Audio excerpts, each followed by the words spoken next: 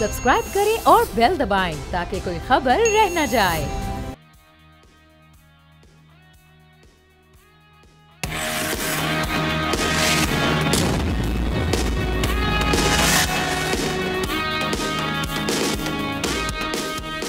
अस्सलामुअलैकुम नाजरीन, आप देख रहे हैं न्यूज़ पंच। मैं हूं आमना खटाना। अवाम दुहाइयां देते रह गए और हुकूमत ने टैक्सेस का बोझ गरीबों के सर पर दे मारा है। अशे खौरोनोश के बाद हम देख रहे हैं कि पेट्रोलियम मसनूआत की कीमतों में 7 रुपये 45 पैसे का होशरुबा इजाफा किया गया और अब बिजली के बिलों में फिक्स चार्जेस भी आयद कर दिए गए हैं। हुकूमती इत्तेहादी से मुखालफीन तक हर एक इस बजट को अवाम दुश्मन करार दे रहे हैं। साबिक वज़ीर आज़म शाहिद खाकान अब्बासी, जो कि साथी भी रहे हैं, मुस्लिम लीग नून के हिस्सा भी रहे हैं, और मिफ्ता इस्माइल, उन्होंने कल इस हवाले से न्यूज़ कॉन्फ्रेंस की। इसको अवाम दुश्मन बजट करार देते हुए उन्होंने कहा कि अवाम पर 4,000 रुपये के टैक्स बगैर इस्लाहात के लगाए गए हैं। मुल्क की जो मईशत रहेगी या ये बजट, फिर वज़ीर ख़जाना मोहम्मद औरंगज़ेब भी तनख्वाहदार तबके पर बोझ बढ़ने का एतराफ़ कर चुके हैं। इस तमाम सूरत हाल में हम ये देख रहे हैं, सबसे अलार्मिंग जो एक सिचुएशन हमारे सामने आई, स्टेटमेंट आया वज़ीर दिफा ख्वाजा आसिफ का। उन्होंने कहा कि IMF को पाकिस्तान की खुद मुख्तारी के लिए उन्होंने ख़तरा करार देते हुए कहा है कि बजट में टैक्स IMF के दबाव पर लगाया गया है। अब उनका ये बयान है, एक जानिब ये कहा जा रहा है कि IMF के बगैर पाकिस्तान आगे नहीं बढ़ सकता इस प्रोग्राम में दाखिल हुए बगैर। वज़ीर आज़म हमें IMF प्रोग्राम के हवाले से जिस तरह से बार बार ब्रीफ करते रहे हैं और वो ये कहते रहे हैं जी हाँ के साथ अलाइन करके बनाया गया है। वज़ीर ख़जाना कह रहे हैं जी IMF के साथ हमारा आखिरी प्रोग्राम होगा, वो ये दावा कर रहे हैं। इन दावों में कितनी हकीकत है और ये बयान जो है ये इसको हुकूमत किस तरह से जस्टिफाई करेगी? खुद मुख्तारी का मसला इन्होंने करार दिया वज़ीर दिफा ने, जो कि इस हुकूमत का हिस्सा भी हैं। डिस्कशन का आगाज़ करते हैं। पैनलिस्ट का मैं तारुफ करवा देती हूँ। नज़ीर लगारी साहब हमारे साथ कराची स्टूडियोज़ में हैं, एहतशामुल हक साहब इस्लामाबाद स्टूडियो से हमारे साथ हैं, डॉक्टर दानिश वीडियो लिंक के ज़रिए हमारे साथ हैं, शहजादा जुल्फ़िकार साहब कोयटा से वीडियो लिंक के ज़रिए हमारे साथ हैं। आप तमाम का बेहद शुक्रिया। आगाज़ करते हैं डॉक्टर साहब, सबसे पहले आपकी जानिब आती हूँ। बजट तो हमारे सामने है, IMF वाला जो जिस प्रोग्राम में हम दाखिल होने जा रहे हैं उस हवाले से वज़ीर आज़म साहब, वज़ीर ख़जाना साहब के मुख्तलिफ बयानात भी सामने। आज वज़ीर दिफा साहब ने एक नया बयान दाग दिया है, इसके असरात और किस तरह से इसको जस्टिफाई करेगी हुकूमत? जहालत है।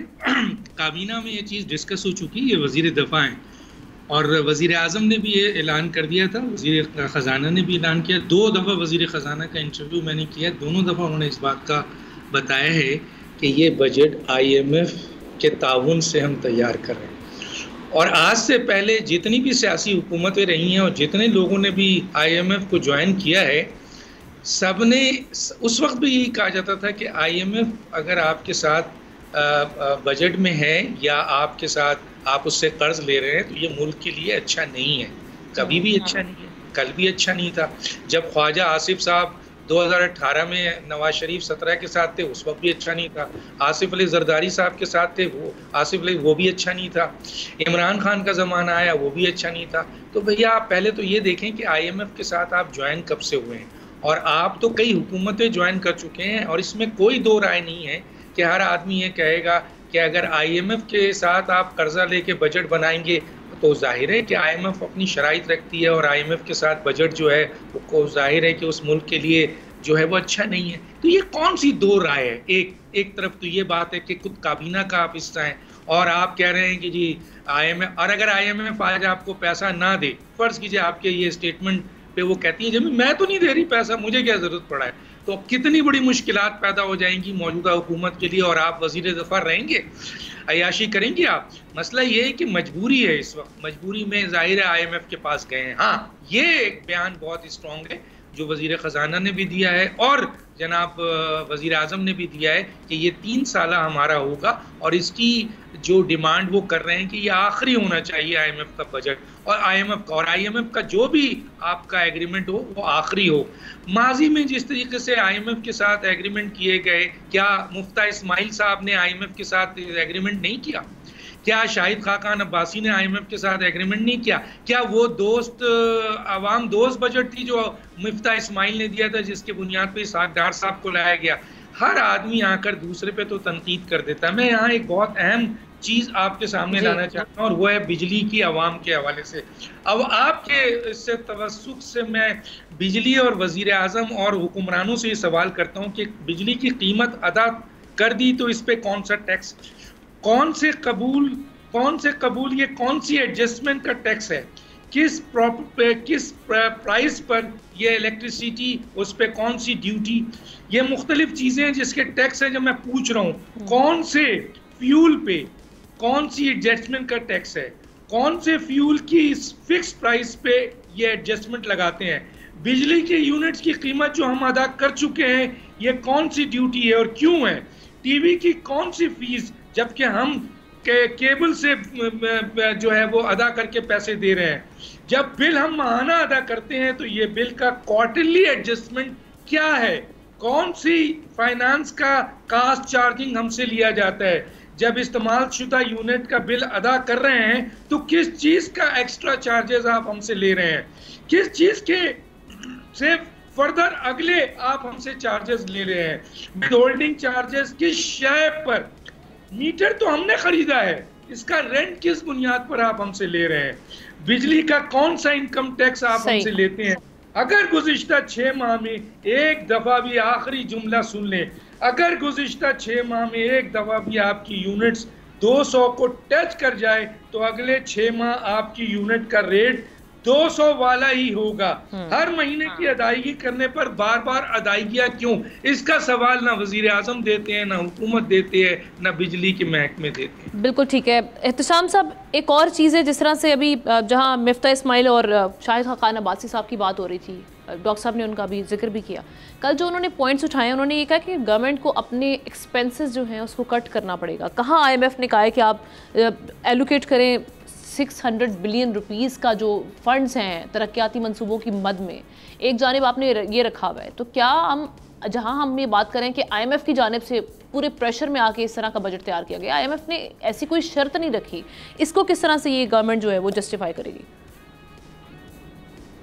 देखिए आमना, आप कह रही हैं कि मिफ्ता इस्माइल और शाहिद खान अब्बासी ने कहा कि जी हुकूमत को अपने अखराजात कम करने पड़ेंगे और कट करना पड़ेगा और बहुत सारी चीज़ों को रिव्यू करना होगा। पाकिस्तान की तारीख तो ये बताती है, मुझे तो नहीं याद कोई बजट पेश किया होगा और जिस लेवल के टैक्सेस लगाए गए हैं, जिस अंदाज से हमने देखा कि 2 लोगों को प्रोटेक्ट किया गया, 2 सेगमेंट ऑफ सोसाइटी को, एक रूलिंग क्लासेस हैं और दूसरे प्रिविलेज क्लासेस हैं जिनका उठते बैठे हम जिक्र करते हैं अशराफिया का। एक जुमला मुझे आ रहा है जो आपने ख्वाजा आसिफ का नाम लिया, एक ज़माने में नवाज़ साहब और शहबाज साहब को गुड कॉप बैड कॉप कहते थे, ये अब अपने औरंगज़ेब साहब जो फाइनेंस मिनिस्टर हैं और अपने ख्वाजा आसिफ हैं गुड कॉप बैड कॉप खेलने, यानी कम भी करी जाओ तो नाले रोला भी पाई जाओ, ये वही वाला हिसाब है ना, अपना काम पूरा रखना है, ठीक है ना, एग्जैक्टली, बिल्कुल, कि पब्लिक के गुस्से से कैसे बचा जाए, इसके लिए ये इन्होंने बयान दाग दिया है और ये कहने की कोशिश की है कि जी ये तो जिस तरह कॉलोनियलिज्म होता था इस तरह अब इकोनॉमिक कॉलोनियलिज्म जो है ना वो IMF वर्ल्ड बैंक के हाथ में चला है।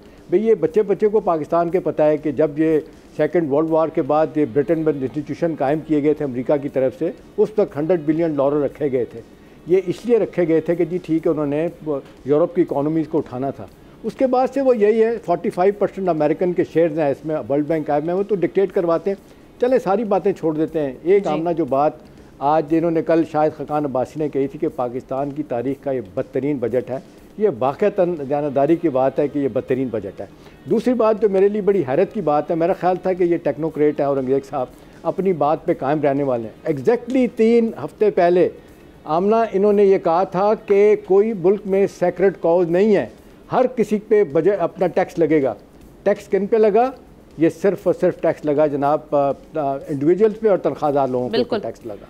और जिस अंदाज से इन्होंने मैक्रो इकोनॉमिक इंडिकेटर ठीक करने थे और जो हमें रात दिन बैठ के बताया गया था कि इकोनॉमिक कोर्स, अच्छा लेकिन एहतशाम साहब तनख्वाहदार तबके के लिए वैसे वज़ीर ख़जाना साहब ये बात तो कर रहे हैं, अब पता नहीं उस पर पूरा उतरते हैं या नहीं। वो ये कह रहे हैं जैसे ही कुछ रिलीफ मिलता है, कुछ इकोनॉमी आपकी सांस लेना शुरू करेगी तो तनख्वाहदार तबके पर जो बोझ है उसको कम किया जाएगा। डू यू रियली थिंक ये होगा? नहीं किया जाएगा, नहीं किया जाएगा। हम ना ये सिर्फ नारेबाजी हम एक मुद्दे से देख रहे हैं, सिर्फ जिसको कहते हैं ना कि ये जख्मों पे नमक छिड़कने वाली बात है। असूली तौर पे देखा जाए, चलें एहतशाम साहब से हम रिकनेक्ट करते हैं। मैं अब मीनवाइल जाऊंगी लगारे साहब, आपकी जानिब आती हूँ। लगारे साहब, ये सारी सिचुएशन में एक जानिब हम देख रहे हैं कि एक तो वज़ीर दिफा का बयान, उसको किस तरह से देख रहे हैं। अता तारड़ साहब भी आए हैं और वो ये कह रहे हैं कि वज़ीर आज़म समेत उनकी पूरी काबीना सैलरी मरात वो कुछ भी नहीं ले रहे, वो कोई इनमें से कुछ इंजॉय नहीं कर रहे। और वो दूसरी तरफ ये भी कह रहे हैं कि हमारे जो रिजर्व्स हैं वो 9 बिलियन डॉलर्स बढ़ चुके हैं, वो ये दावा भी कर रहे हैं। और वो कह रहे हैं हम हर तरह से जो हमारे एक्सपेंडिचर्स हैं उसको कट करने की पूरी कोशिश कर रहे हैं, उसकी तो तारीफ नहीं की जा रही। क्या ऐसा है? बस कमाल है इस मुल्क के अंदर, जो भी आप हुक्मरान हैं और जो मसनद पर बैठे हैं, वो जो चाहें उनके मुंह से निकल जाए, वो ये भी इसरार होगा कि ठीक समझो इस बात को। बात यह है कि इसकी पूरी करगर्दान जो की है मुफ्ती इस्माइल साहब ने, क्या ये भी IMF ने कहा था? क्या ये भी IMF ने कहा था? क्या IMF ने आपको कहा था कि जनाब आप अपने लोगों के लिए हज़ारों अरब डॉलर के मुख्तस करें अपना उनके लिए तरक्याती फंड्स के नाम पर, या उनके अरकान असम्बली के लिए? फिर ये कि अरकान असम्बली और अरकान पार्लियामेंट के लिए मराहत में कितना बड़ा इजाफा हुआ है, और फिर ये बताएं कि जनाब ऐवान सदर और ऐवान वज़ीर-ए-आज़म के अखराजात कितने हैं, ये बताएं काबीना के अखराजात कितने हैं। जनाब हम तो तनख्वाह भी नहीं लेते हैं। हाँ जनाब आप तो तनख्वाह भी नहीं लेते हैं, आप तो बिल्कुल मुफ्त हो रहे हैं और मुफ्ती काम करते हैं सारे का सारा। अजीब। और ये मैंने फ्लोर ऑफ द हाउस पर किसी को ये कहते हुए सुना, और मैंने एक किताब भी पढ़ रखी, सब लोगों ने पढ़ी होगी ज़ाहिर है, जनाब शाम लक साहब ने भी, डॉक्टर साहब ने भी, और शहजाद जुल्फ़िकार साहब ने भी। इकनॉमिक हिटमैन जो किताब है, ये हमारे पास हमेशा इकनॉमिक हिटमैन आते हैं, उनकी कोई ना कोई सूरत होती है, कोई ना कोई शक्ल होती है, अगर शक्ल मुख्तलिफ होती है लेकिन बिल्कुल काम भी एक होता है, उनका रवैया भी होता है, तर्ज अमल। जो हफीज़ शेख नाम हो सकता है उनका नाम जो है शौकत तरीन हो सकता है, उनका नाम जो है वो ये जो अभी आए हैं हमारे वज़ीर ख़जाना जनाब औरंगज़ेब साहब, ये हैं, ये IMF के इकनॉमिक में, और वो थे शौकत अजीज़ और पता नहीं कौन कौन, मोइन कुरैशी। ये हमारे लिए हमारी किस्मत के लिए यही लिखे हुए थे कि जनाब वो आएँ और हमारी किस्मत संवारने की बजाय उनको बिगाड़ के रख दें। अच्छा बात यह है कि IMF ने जो कहा था आपने वो किया है, आपने रिटेलर के ऊपर कोई फिक्स टैक्सेशन की है, आपने जो है वो रियल इस्टेट के सेक्टर की तरफ जाने का सोचा है, आपने फ्यूडर्स के बारे में सोचा है कि भी उनके पास अनलिमिटेड लैंड होल्डिंग्स हैं। भाई पता तो करो यार, ये ज़मीनें जो हैं किस तरह से उन्होंने हासिल की थी। अब अमेरिका जो अंग्रेज़ चले गए, उनने कॉलोनियलिज्म किया, उसके बाद इन लोगों को ज़मीनें दी थी, वो ज़मीनें किस खाते में अब भी इनके पास हैं, और वो अब भी इसी तरह से ऐश कर रहे हैं, मज़े कर रहे हैं। पूरे के पूरे पाकिस्तान में ऐसे चंद हज़ार ख़ानदान हैं जिसमें पूरे मुल्क की लैंड होल्डिंग जो है उनके पास है। अच्छा एक बात और है, हमारे यहाँ जो बिजली के महकमे ने अजाब तोड़ा है लोगों के ऊपर, इसका कोई जस्टिफिकेशन तो होना चाहिए ना। अच्छा कराची में मैंने उस दिन भी कहा था कि भाई ये हमारे पास जो कंटोनमेंट बोर्ड्स हैं, वो बहुत से कंटोनमेंट बोर्ड हैं, दर्जन भर के करीब होंगे, तो अगर उनकी वो ना तो उनका कोई वास्ता होता है, ना KMC उनको फैसिलिटी देता है, ना KMC उनको किसी भी किस्म की सहूलत देता है, सफाई का काम नहीं करता, कुछ भी नहीं करता है, तो वो किस्मत उन लोगों से जो है किस्मत में लेगा कि जनाब हमें उनकी टैक्सेशन होगी। अच्छा फिर आम आदमी को कौन सी सहूलत मिलती है? इस मुल्क में जितने लोग रहते हैं उनको KMC के होने से क्या फ़ायदा हासिल है? वो तो जब आती है बारिशें होती हैं तो उस वक्त सैलाब के लिए ये पानी बह रहा हो तो सड़कों पर उसको निकालने का काम भी नहीं करते। तो कौन सा ऐसा काम है जो हमारे बल्दियाती इदारे अंजाम दे रहे हैं? बल्दियाती इदारों के पास तो करने के लिए कोई ऐसा काम नहीं जिसके कहेंगे जनाब ये तो बस ये देखें ना, ये ना होते तो फिर क्या होता। अब ये हैं तो एक अजाब होता है, तो इनको किस लिए आप लोगों की जेब पर डाके डालकर, कौन सी मद है जो इस बिजली के बिल में नहीं डाली गई है? मस्जिद के बिलों में जब टीवी का वो आएगा, और वो टीवी कौन देखता है, किसने देखा है? वैसे भी लोग घरों में कहाँ देखते हैं वो टीवी, उसके पैसे जो है लगे हुए हैं। और वो जो मस्जिद वाले भी हैं, मस्जिद में जो बिजली लगी हुई है उसके बिल में भी टीवी का वो आ जाता है कि जनाब लीजिए टीवी के बिल अदा कीजिए। ये अगर इस तरह से चलाएंगे तो फिर चल गई मैशत। एहतशाम साहब ये एक तो मैं चाहूँगी कंप्लीट कर लें और उसके साथ यहाँ इसका भी जवाब दे दीजिएगा, एक्सपोर्टर्स पर जो टैक्स लगाया गया है उससे जो FBR की करप्ट माफिया है उसको फ़ायदा होगा। ख्वाजा से साहब का मैं पूरा बयान यहाँ पे कोट कर रही हूँ, वो कह रहे हैं एक्सपोर्टर्स के लिए वो 15 से 20 दिन से एहतजाज कर रहे हैं, ये बकौल उनके। वज़ीर आज़म कह रहे हैं जी मुल्क की बरामदात में इजाफा अव्वलीन तरजीह है। किसकी बात पे यकीन किया जाए? दोनों हुकूमत को रिप्रेजेंट कर रहे हैं। हमना मेरा नहीं ख्याल कि इससे ज़्यादा कोता अंदेशी हो सकती है। कोई इकोनॉमिक मैनेजमेंट तो छोड़े, मेरा ख्याल है दूर दूर तक मुझे नहीं लगता कि कोई इकोनॉमी को समझने वाले लोग बैठे थे। मतलब हमने पिछले 6 बरस में हम $25 बिलियन से $31 बिलियन अब आए हैं हमारी एक्सपोर्ट को, और ये हमेशा कहा गया था कि एक्सपोर्टर के ऊपर ये उनका जो आमदनी है उसमें सेल टैक्स नहीं लगेगा, जो 1.5% लगाया उसको बढ़ाने की भी बात की है। ये तो जिसको कहते हैं डिस्करेज करने की इंतहा कर दी गई। ईज ऑफ डूइंग बिजनेस पहले नहीं है और कॉस्ट ऑफ डूइंग बिजनेस पहले ही बहुत ज्यादा है, जिसमें बिजली पानी गैस आप महंगा करके दे रहे हैं। आप देख लें बांग्लादेश, आप अब इस वक्त उनकी तकरीबन $62 बिलियन की एक्सपोर्ट हो गई है। हम कहाँ पे खड़े हुए हैं? रोजाना हर दफा में ये बात बताई जाती है। मेरे लिए जो ज्यादा हमने दुख देने वाली बात यह है वो ये है कि चलें आपने ये सब कुछ कर दिया, ये बजट आए हुए कितने दिन हो गए, गली मोहल्ले सड़क पर जगह पे दुकानदार लड़ रहे हैं, किनके साथ? आपके साथ, मेरे साथ, क्योंकि अभी तय नहीं हो पाया कोई फार्मूला के जो आपने प्राइसेस बढ़ानी। मतलब दूध की बात कर रहा हूँ, कल मैं एक जगह पे दूध लेने के लिए गया, वो जो एक कार्टन होता, नाम नहीं लेते उसका, वो 3100 रुपए का था, वो कहते हैं जी 4100 रुपए का हो गया। अच्छा, दूसरे लोग कह रहे हैं कि जी हमें दिखाएं आप कहाँ पे हुआ है। अब ये कह रहे हैं FCR ने वर्किंग ही नहीं की, पता ही नहीं किसी को क्या हुआ। देखिए हमने ये जिस अंदाज से काम हो रहा है ना, एक बात तो तय थी कि ये सारा कुछ इसलिए किया गया कि $6 से $8 बिलियन का नया पैकेज देना है। अदरवाइज ये जो मिफ्ता इस्माइल उठते बैठते कहते थे ना कि टेक्निकल डिफॉल्ट हो चुका है, सॉवरन डिफॉल्ट होने में चंद दिन लगेंगे। अभी ये अगर हमें पैसे नहीं मिलते तो हमारा डिफॉल्ट तो होना ही होना है। हमारी सूरत हाल इतनी खराब हो गई है। एक और लेटेस्ट खबर आई है, उसमें हमें 4 मुल्कों की ब्रैकेट में डाल दिया गया। हर रोज एक नई ब्रैकेट आती है। वो जो लीस्ट सर आपके बांग्लादेश के अगर हम देखें ना इंपोर्ट्स, तो वो भी हमसे बेहतर रही है, एक्सपोर्ट्स सॉरी।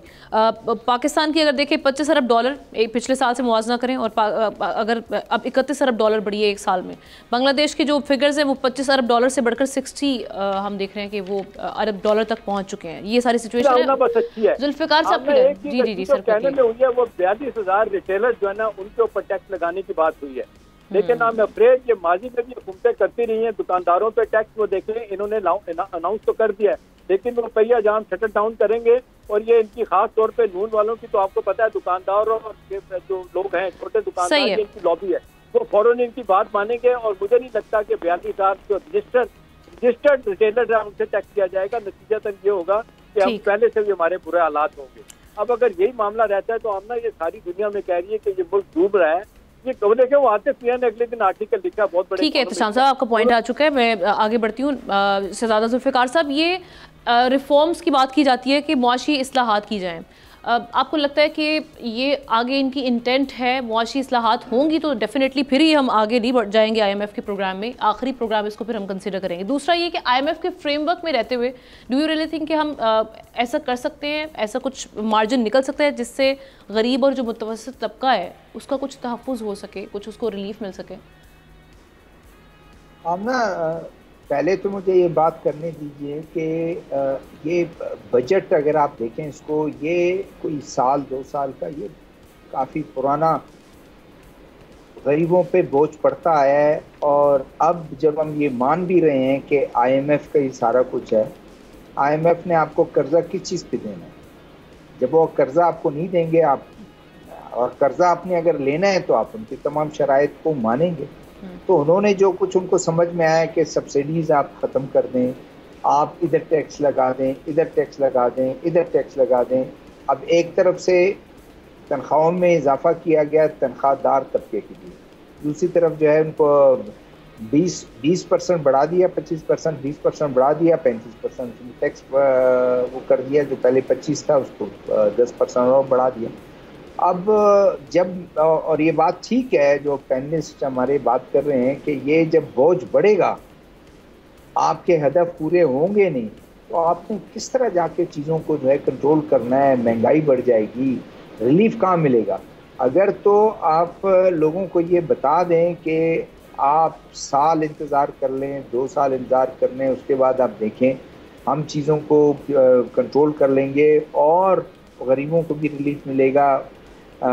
एक्सपोर्टर्स, आप खुद कहते हैं कि एक्सपोर्ट बढ़ेंगे तो हमें जो है वो डॉलर आएंगे। जब एक्सपोर्ट बढ़ाने के लिए आपने इतने टैक्सेस का इजाफा उनको कर दिया, तो फिर ये चीज़ें जो हैं आपके लिए प्रॉब्लम क्रिएट करेंगी। अभी मुझे वो बता रहे थे कि सेंदक प्रोजेक्ट है और दुदर प्रोजेक्ट है, यहाँ पर इसका गोल्ड कॉपर गोल्ड प्रोजेक्ट है, दुदर में जिंक का प्रोजेक्ट है। उनके एक जो बड़े सीनियर बंदे ने मुझे बताया कि 35% बढ़ा दिया। पहले 1% हमारे सेल पे था, अब 35% बढ़ गया। हम हैरान है कि कहाँ आप पूरा करें।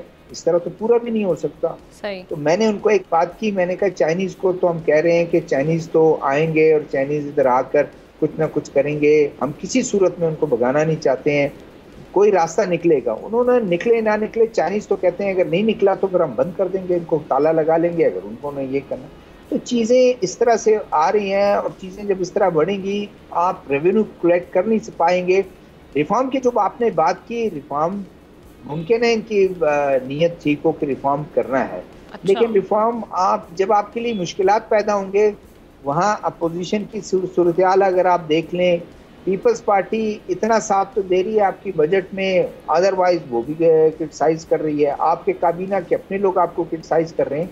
तो मेरे ख्याल में चीज़ें फिर इस तरह से वही वाली बात है, ये कंपनी नहीं चल पाएगी, ये प्लान आपका चल नहीं पाएगा, आपके लिए मुश्किलात हैं।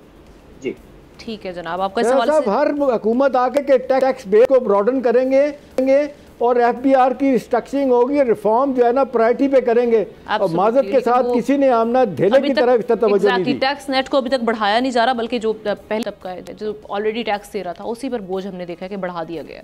एक ब्रेक लेते हैं, ब्रेक के बाद कुछ सियासी गुफ्तगू।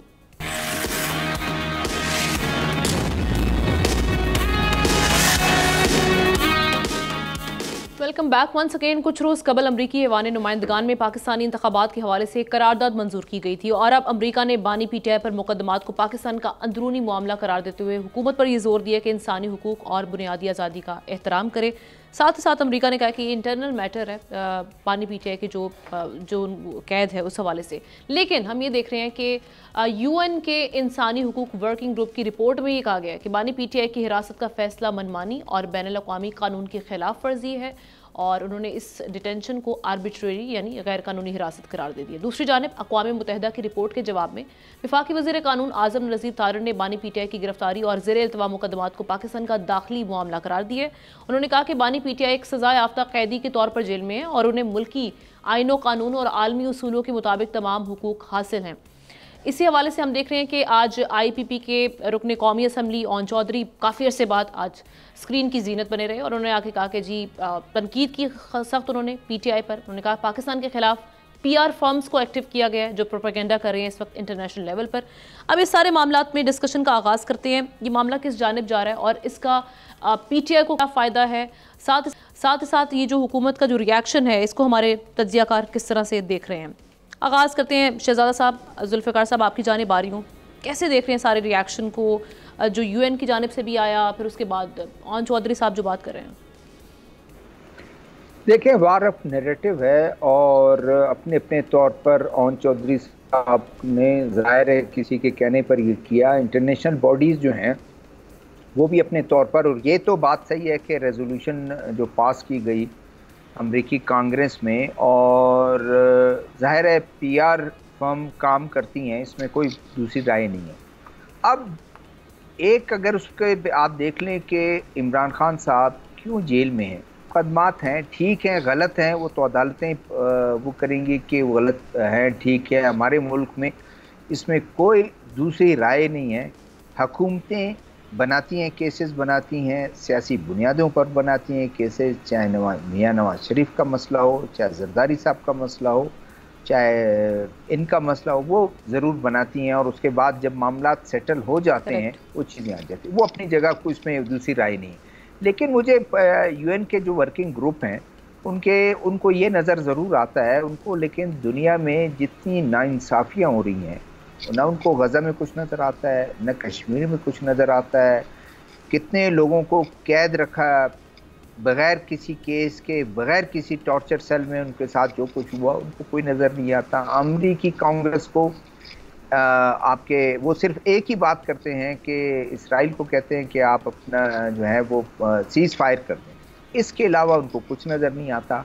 तो ये भी एक अजीब सी बात है कि आप चीज़ों को अगर आप है तो आप अपने वर्किंग किसी ग्रुप को गवर्नमेंट से इजाज़त मांगे, आप लेके आएँ। आप कश्मीर पर क्यों नहीं जाते हैं? कश्मीर पर जाके अपने वर्किंग ग्रुप को बनाएं और जाके उधर जाके वो उस पर कोई वो करो। मुझे याद पड़ता है कि जब 2017 या 18 में जब पीक पे था कश्मीर का मसला, जब वो पैलेट गन से फायर करते थे, बल्कि शायद इससे भी पहले का 13-14 का, तो उस वक्त एक लेटर सिर्फ आया था जो उन्होंने फाड़ के डस्टबिन में फेंक दिया था इंडियन ने, कि उन्होंने कहा था कि हम हमारे ग्रुप ऑब्जर्वर्स को इजाज़त दें, उन्होंने जवाब ही नहीं दिया। तो ये वो है। बाकी ये बात बिल्कुल ठीक है, इस चीज़ के केसेस का होना चाहिए, हमारा मुल्क बदनाम ना हो। आप तमाम उसके पूरा करें, इंसाफ के तकाज़ों को पूरा करें। अगर कोई गलत चीज़ है वो फिर अगर आप ज़बरदस्ती उन पर थोपेंगे भी, आपके लोगों को, आपके नुमाइंदों को हर फोरम पर जवाब देना पड़ेगा, ये ज़रूर है। बाकी ये वर्किंग ग्रुप की ये इस तरह की बात, या अमरीकी कांग्रेस की बात, उसका रद्द-ए-अमल आ भी गया, जाहिर है किसी ने उनको बगैर किसी मावराए कानून को उनको उठा के जेल में बंद नहीं किया। वो केसेस चल रहे हैं, जो कोर्ट में फैसला आएगा वो फैसला करेगी। जी लगारी साहब, ये यूएन का जो प्रेशर आया, इससे कुछ मुश्किलात में आसानी होगी पीटीआई को? अगर यूएन का कहाँ, यूएन का जी लगारी साहब, यूएन का प्रेशर जी यूएन की जानिब से जो है फौरी तौर पे रिहाई दी जाए। यूनाइटेड नेशन ने कहा, यूनाइटेड स्टेट ने कहा है, अक़वाम मुत्तहिदा ने। अच्छा, अक़वाम मुत्तहिदा ने कहा है, तो अक़वाम मुत्तहिदा से जैसे डॉक्टर अपना हमारे शहजाद जुल्फ़िकार साहब कह रहे हैं, वो ज़रा मेहरबानी करे। यूएस तो कह रहे हैं इंटरनल मैटर है।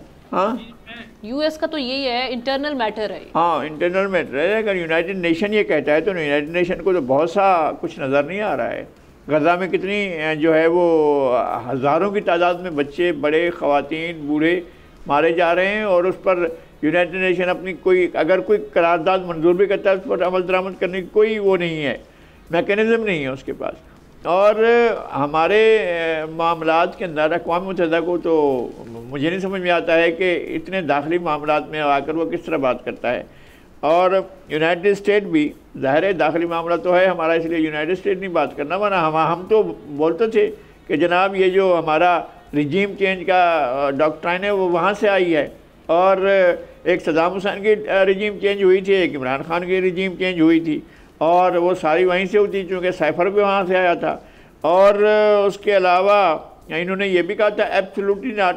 सहाफ़ी ने एक सवाल किया, सहाफ़ी के जवाब में उन्होंने कहा था एब्सोल्युटली नॉट, और वो एब्सोल्युटली नॉट उन्होंने समझा, हमें ये तासुर दिया कि उन्होंने अमेरिका से कह दिया है।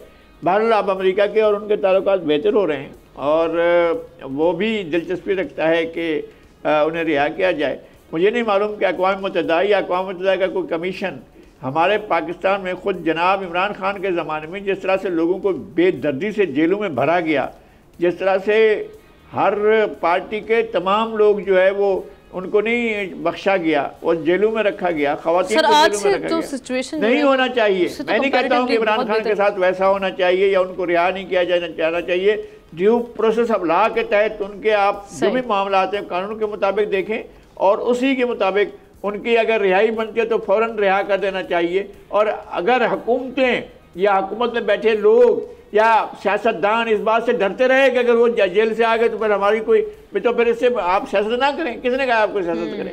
हुकूमत को क्या पड़ी है कि वो सियासत करे, या सियासी पार्टी को क्या पड़ी है कि वो सियासत करें? ना करें सियासत। अगर आप डरते हैं कि किसी के आ जाने से आप पर क़यामत टूट पड़ेगी तो आप सियासत से दस्तबरदार हो जाएँ, चले जाएँ घरों को। ठीक है, तो शाम साहब इस पे पीटीआई का जो बारहा हम देख रहे हैं, पहले भी जो इसहाक डार साहब की गुफ्तगू थी, जो जिस गुस्से का इजहार किया गया पीएमएलएन की जानिब से, या हुकूमती रद्द-ए-अमल जो आया था, ये जो करारदाद आई थी उस हवाले से कहा जा रहा था कि इंटरनल मैटर है। तो पीटीआई का रद्द-ए-अमल ये था कि जिस वक्त ये साइफर वाली सिचुएशन आई थी उस वक्त कह रहे थे आप अमेरिका को नाराज़ करें इस तरह का नैरेटिव बना के, तब इंटरनल मैटर था उनका। ये काउंटर आर्ग्यूमेंट इस हवाले से आता है। देखिए, हम ना ज़्यादा इंपॉर्टेंट मेरी नज़र में बात तो ये है, यूनाइटेड नेशन के वर्किंग ग्रुप का तो चले ठीक है, उन्होंने तो कह दिया, बड़ा वाज़े तौर पे कहा कि जी ये पॉलिटिकली मोटिवेटेड केसेस हैं और विदाउट लीगल बेसिस हैं। मेरा ख्याल है जो हाउस ऑफ रिप्रेजेंटेटिव से रेजोल्यूशन नॉन बाइंडिंग पास हुआ है ना, मेरा ख्याल है उसकी बड़ी अहमियत है। उसकी टाइमिंग भी आप देखें बहुत इंपॉर्टेंट है। अभी आप देख लें कि जिस तरीके से अब नवंबर में इलेक्शन आ रहा है, डेमोक्रेट्स और रिपब्लिकन दोनों ने, ये बाई पार्टीज़ान रेजोल्यूशन था जो अडॉप्ट हुआ। और आप देख लें कि ठीक है, अमेरिका के साथ पाकिस्तान के ताल्लुकात ख़राब उस तरह नहीं होंगे, स्टेट डिपार्टमेंट ने डिस्टेंस किया है अगले दिन जब इस सवालात भी वहाँ पे हुए। अब असल बात यह है कि जो आप बात कर रही हैं कि क्या इस पर हुकूमत पाकिस्तान को ओवर रिएक्ट करना चाहिए, मेरा ख्याल नहीं करना चाहिए, लेकिन इसको डाउन प्ले भी नहीं करना चाहिए, ना किया जा सकता है। अब सवाल यह कि जो रेजोल्यूशन हमारी पार्लियामेंट से पास हुआ है वो तो आप देख लें, वो तो बाई पार्टीज़ान नहीं था। वो मैसेज क्या जाता है कि जी आपके अंदर अपने इख्तलाफात हैं। दूसरी बात है कि हम ना वहाँ पे इस वक्त सूरत हाल ये है कि हमारी, वो कहा जाता है कि इजराइल इंडिया के बाद पाकिस्तान का पाकिस्तानी डायस्पोरा इतना मजबूत है, इतना पैसा है कि वो इन्फ्लुएंस कर सकते हैं। अब ये सबको पता है कि $100 बिलियन जो है उन लोगों के पास, पाकिस्तानी डॉक्टर उनके पास है, और जिस तरीके से इस वक्त उनको ना सिर्फ 15-20 लाख पाकिस्तानी लोग हैं, उनके वोट की भी ज़रूरत है, और फिर फाइनेंशियल सपोर्ट भी, legal financial support, legitimate support भी जो है ना वो दोनों हुकूमतें, दोनों पार्टियां चाह रही हैं कि पाकिस्तान को की तरफ से, पाकिस्तानियों की तरफ से उनको मिले। तो ज़ाहिर है उनका तो इंटरेस्ट होगा। ठीक है, आगे चल के हो सकता है कि बहुत ज़्यादा इसका फ़र्क ना पड़े, लेकिन हमारे लिए तो एक एम्बेरसमेंट तो बहरहाल अपनी जगह है। अब सवाल ये है कि जी क्या ये सब कुछ करने से, जो मेरा ख्याल अहम बात है, क्या बानी पीटीआई की हाई हो जाएगी? नहीं मिलेगा। देखिए आज आप देख लें, बुशरा बीबी की जमानत 190 पाउंड वो जो है कादर ट्रस्ट में हुई है, लेकिन बानी की नहीं हुई। क्यों नहीं हुई? एतजाज़ हसन भी कह रहे हैं कि नहीं छूट के आएंगे, फवाद हसन भी कह रहे हैं, पार्टी के लोग भी कह रहे हैं। ये तो ब्रॉडर लेवल पे सबको पता है कि मामलात कहाँ जाके कैसे तय होंगे तो चीज़ें ठीक होंगी। हाँ, ये वक्ती तौर पे तो मेरा ख्याल है हुकूमत के लिए मुश्किलात होगी, नी जर्क रिएक्शन नहीं आना चाहिए। अब इतनी तेज़ी के साथ जो सवालात किए जाते हैं, अभी जो जवाब दिए लॉ मिनिस्टर साहब ने, लेकिन अभी जिस तरह लगारी साहब ने बताया और सारी दुनिया जानती है इस बात को कि, और शहजादा साहब ने भी यही कहा कि हमारे यहाँ तो हमेशा से ही है, जब से आपने मैंने यहाँ खोली है, एक हुकूमत आती है तो जो चली जाती है उसको जनाब वो तख्ते मश बनाते हैं, उनके खिलाफ मुकदमे बनते हैं। तो ये तो सिलसिला चलता रहेगा जब तक कि ये आपस में बैठ के तय नहीं करते कि भाई हमने जो हुकूमत आ रही है उसको 5 साल दें, उसके बाद हाँ एक दफ़ा अच्छी बात है माननी चाहिए। मुझे याद है 2013 में जब इनकी हुकूमत आई थी, इनकी अपने PMLN की हुकूमत आई थी, तो लगारी साहब भी आए थे इस्लामाबाद में। तो अब इन्होंने जरदारी साहब ने एज प्रेसिडेंट लंच दिया था उनको, नवाज शरीफ साहब को, उनको कहा था कि आपकी हमारी सियासी लड़ाई है, लेकिन हम 5 साल तक आपके खिलाफ कोई काम नहीं करेंगे, 5 साल के बाद आपका मैदान में मुकाबला करेंगे। उन्होंने वही किया। बहुत से हवालों से पीपल्स पार्टी के क्रेडेंशियल बहुत स्ट्रॉन्ग है जो बाकी पार्टियों को नहीं है। तो मेरा ख्याल है जब तक ये चीज़ आमना आपस में इनके सियासी जमातों में ये अगर ये चीज़ पैदा नहीं हो एक दूसरे के लिए, मामलात ख़राब ही होंगे। जी, आपका मुल्क और वैसे भी वही अगेन दुनिया के सामने एक स्पेक्टेकल, एक तमाशा बना के रख दिया। डॉक्टर साहब आपकी जाने बातें, अगर पीटीआई ये जो लॉबिंग कर रही है या जो ये PR फर्म इतने हाथ लंबे हो चुके हैं पीटीआई के कि UN तक मामला पहुंच चुका है, तो फिर उससे फ़र्क क्यों नहीं पड़ रहा? बानी पीटीआई इनकार्सरेटेड हैं, वो ख़वातीन जिनको अदालतें रिहाई दे चुकी हैं उनको फिर उठा के जेलों में बंद कर दिया जाता है। सिचुएशन समझ में कुछ नहीं आ रही। देखिए, सबसे पहले तो कुछ चीज़ें क्लियर हो जाएं आप समेत मुझ जितने सुनने वाले हैं। एक तो ये है कि बानी पीटीआई के साथ पाकिस्तान के अंदर इंसाफ हो, मेरिट और कानून और आइन के तहत फैसले होने चाहिए। दूसरा ये है कि ये UN की रेजोल्यूशन नहीं है भाई, खुदा के लिए। ये जेनीवा में UN ह्यूमन राइट्स की साथ काम करने वाली एक आज़ाद सुन लीजिए, आज़ाद वर्किंग कमेटी है जो है WGAD। ठीक है, आप पैसा दें तो वो कमेटी जो है वो आपके यहाँ नहीं होता है कि बहुत से ऐसी कमेटीज़ हैं जो ह्यूमन राइट्स से रिलेटेड होती हैं और वो बयान, ये UN नहीं है भाई। कौन कह रहा है इसको? मैंने तो जहालत है, मैं तो ये देख रहा था पीटीआई के चंद लोग इसको UN रेजोल्यूशन कह रहे हैं। ये UN रेजोल्यूशन नहीं है, ये UN जेनीवा में ह्यूमन राइट्स की साथ काम करने वाली एक आज़ाद कमेटी है। आप भी पैसा खिला दें वो आपके लिए भी दे देगी। तो ये एक तो क्लियर हो जाना चाहिए सबको कि ये UN, जहाँ UN रेजोल्यूशन था फ़लस्तीन पे, वहाँ क्या हो गया? वो आज भी इसराइल ने, अमेरिका ने जो पास कर दिया, उसके जो लोगों ने, वो कौन सी बड़ी क़यामत आ गई भाई। अमेरिका इससे पहले 17 ऐसी जो है ना मुख्तलिफ कंट्रीज़ के बारे में राय दे चुका है, बिल पास कर चुका है UN। अच्छा, अमेरिका के ख़िलाफ़ भारत ने भी की है, आपके ये इसमें भी हुई है, क्या नाम है, तुर्की में भी हुआ है, पाकिस्तान में भी अभी हुआ है। तो रेजोल्यूशन इस तरीके से पास होती रहती हैं। उसकी अहमियत क्या है? क्या पाकिस्तान अगर कल अमेरिका के इंतखाबात के ऊपर कोई रेजोल्यूशन पास कर ले तो उसकी कोई हैसियत? हाँ, जो आपने देखा, क्या आप इसको तो छोड़ें, अमेरिका के सेनेट में और अमेरिका के कौमी असम्बली में आपके जो इजराइल के खिलाफ रेजोल्यूशन पास हुई, उसका क्या हुआ? फ़लस्तीन के मसले में UN की रेजोल्यूशन, कौमी नेशनल सिक्योरिटी काउंसिल की रेजोल्यूशन, ये रेजोल्यूशन पास होती है, इसकी कोई अहमियत नहीं है। अहमियत ये है जब स्टेट डिपार्टमेंट कुछ कहता है। आज स्टेट डिपार्टमेंट ने कह दिया कि उसका इंटरनल मैटर है भाई। आप पाकिस्तान के अंदर, हाँ, वो ये कहते हैं कि पाकिस्तान के अंदर डेमोक्रेसी होनी चाहिए, इंसाफ होना चाहिए, कानून होना चाहिए, तो भैया अमेरिका के अंदर कितने कानून हैं, कितने इंसाफ है, हम सवालात उठाने लगे तो बहुत कुछ है, लेकिन it is the normal procedure. आप अप्रोच करें, पीटीआई के पास पैसे हैं तो वो लॉबिंग करते हैं, उनकी लॉबिंग की बुनियाद पर ये है। लेकिन तारीख तो पढ़ें भैया, अमेरिका के ये पाकिस्तान के बारे में कोई एक करारदाद आई है, 17 करारदादें हैं जो पहले भी आ चुकी हैं मुल्कों के बारे में। इसी तरीके से मैं आपको यूएन की, आप यूएन कह रही हैं इसको, इससे कोई फर्क नहीं पड़ता। एक वर्किंग रिलेशन की, ह्यूमन राइट्स की आजाद वर्किंग WGAD है, ये यूएन नहीं है भाई।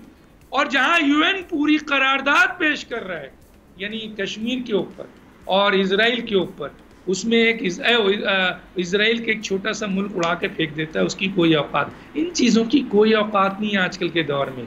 आप पैसा है कर लें। अब क्या है कि पीटीआई का मीडिया सेल और पीटीआई के जो बहुत सारे, माजरत के साथ अच्छे पढ़े लिखे लोग भी हैं, लेकिन बहुत बड़ी तादाद ऐसी है जो अंदर रिसर्च किए बगैर बोलना शुरू कर देते हैं, ये यूएन ने कर दिया, अमेरिका ने कर दिया, अरे भाई पढ़ो तो, कि पहले रिसर्च तो करो कि अमेरिकन असेंबली से मुख्तलिफ मुल्कों के मुख्तलिफ इशूज़ के ऊपर, युगांडा के ऊपर, कोरिया के ऊपर, ईरान के ऊपर कितनी करारदादें आई हैं, उसकी क्या हैसियत है? तो कोई हैसियत नहीं होती है। स्टेट डिपार्टमेंट है, वो स्टेटमेंट देखिए दे दिया उसने कि भाई ये इंटरनल मैटर है हमारे, आपने अप्रोच की, और ये तो पैसा लेते हैं WGAD वाले। आप दे दें तो कल आपके बारे में दे देंगे कि जनाब खटाना साहब को बोल का चेयरमैन बनाया जाए जी, ये भी आ जाएगा। आप 4 पैसे खिलाएं, और अगर आपके पास पैसे हैं तो मुझे दें, मैं इनको अप्रोच कर देता हूं। कल वो लिख देंगे कि खटाना से अच्छा बोल का चेयरमैन कोई नहीं हो सकता। तो प्लीज मेहरबानी करें सर, चूंकि इंटरनेशनल मीडिया पे जिस तरह से हम देख रहे हैं, आप अखबारात उठा के देखें उस पे जी जी जी ये जुल्फ़िकार साहब आप आमना, मैं सिर्फ एक वजाहत दूं कि कतन मैंने जो अपनी गुफ्तगू की है उसमें कतन यूएन रेजोल्यूशन का मैंने जिक्र नहीं किया। मैं तो सिर्फ बात की है, मैं वजाहत कर लगारी साहब आपको बात कर रहा हूँ, मैं तो जुल्फी बुखारी की बात कर रहा हूँ। मैं तो इनके वो जो पीटीआई के लीडर हैं जो बरतानिया में बैठकर यूएन कर रहे हैं ना, बहुत सारे अभी प्रेस कॉन्फ्रेंस की है, और इनके यहाँ जो जाहिल लीडर बैठे हुए हैं, वो मैं तो आप लोगों की बात ही नहीं कर रहा। मैं तो कह रहा हूँ आप में से किसी ने नहीं कहा, सिर्फ खटाना ने जब यूएन कहा तो लगारी साहब ने कहा कि अगर यूएन में ऐसा हुआ है, उन्होंने भी नहीं कहा। मैं तो उन लीडर की बात कर रहा हूं जो बरतानिया में बैठकर, जुल्फी बुखारी है, वो जो डिप्टी स्पीकर था भाग गया है, वो यूएन से रिलेट कर रहा है। भाई पढ़ तो लो खुदा के लिए। डॉक्टर साहब बात ये दानिश, लोग पढ़ने की बात आप ठीक कर रहे हैं, लेकिन सारे उर्दू अखबारों ने यही रिपोर्ट किया हुआ है। बिल्कुल ऐसे ही है, क्या वर्किंग ग्रुप लिखा हुआ है। यही तो ना यूएन में डॉक्टर साहब ने बिल्कुल सही कहा है। इस ग्रुप जिनीवा में जो बैठा है ग्रुप, उसमें तो हमेशा हर साल कोई ना कोई जाता है, जाकर कोई ना कोई बात कर लेता है। 117 ऐसे कमेटीज हैं भाई जो प्राइवेटली एक्ट करती हैं। ठीक है जनाब, आप हो गई आमना, उसमें ये है कि ये 99वां इजलास था वर्किंग ग्रुप का, बिल्कुल, और 18 से 27 तक जारी हुए। उसमें एक कसरत राय से ये राय उन्होंने मंजूर किया है कि ये वो, अदरवाइज वो बिल्कुल ठीक है कि यूएन की ना कोई रेजोल्यूशन है ना कुछ है। जी, बहुत शुक्रिया आप सबका इस हवाले से राय। आज इसके साथ ही प्रोग्राम का वक्त खत्म हुआ चाहता है। मैं तमाम पैनलिस्ट का शुक्रिया अदा करूंगी। कल आपकी खिदमत में हाजिर होंगे। अल्लाह हाफिज़।